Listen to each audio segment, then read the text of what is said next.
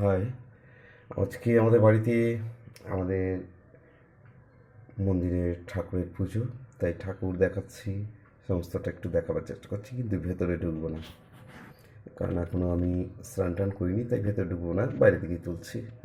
ওকে, এই যে আমাদের মা কালী। একটু দূর থেকে ছবিটা তুলছি বলে একটু ইয়ে হচ্ছে, আমার ফোনটা কমা। আমাদের প্রতিষ্ঠিতা মা কালী। এই যে বাবা, এও আমাদের প্রতিষ্ঠিতা। আর এই যে শম্ভু, ঠিক আছে, এই যে রাধা গোবিন্দ, এও আমাদের প্রতিষ্ঠিতা। শিব পার্বতী, এও আমাদের প্রতিষ্ঠিতা। মা কালী, এও আমাদের প্রতিষ্ঠিতা। আগে মাটির মূর্তি হতো, এখন মাটির মূর্তি আর হয় না, এখন ঘরটাই চেঞ্জ হয়। উপরে গম্বুজ আছে মন্দিরের, বড় মন্দির।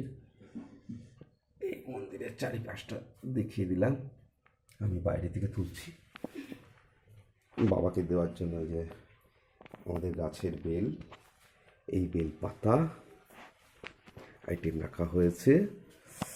আর মন্দিরের এটা বারান্দা, এই যে আমাদের ঘন্টা, এই মন্দিরের সমস্তটা এদিকটা দেখালাম।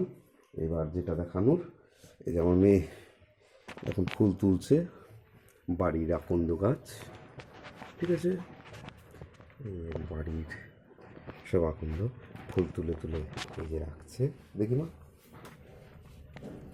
এই যে রাখছে, এই যে আকন্দ রাখছে।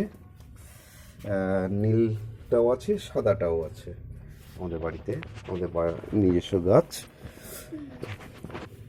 ওই ওই যে বেল গাছের একটু দেখা গেল কোনা দিয়ে, বেল গাছ আছে।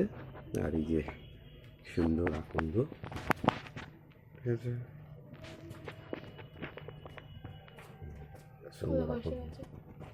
সুন্দর আকন্দ সব নিয়ে তুলছে, আকন্দ তুলে তুলে রাখছে।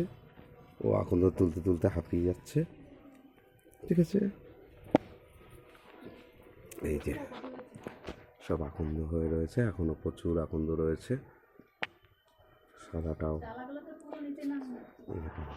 ওই পরে উপায় নেই, দেখলাম ওই পরে ওই টানা দিয়ে মন্দিরের ছাদের সাথে ইয়ে করে দেবো। ওই মন্দিরের গম্বুজ আমাদের এখান থেকে ভালো তুলতে পারছি না যদিও বা। এই হচ্ছে আমাদের মন্দিরের গম্বুজ, ঠিক আছে।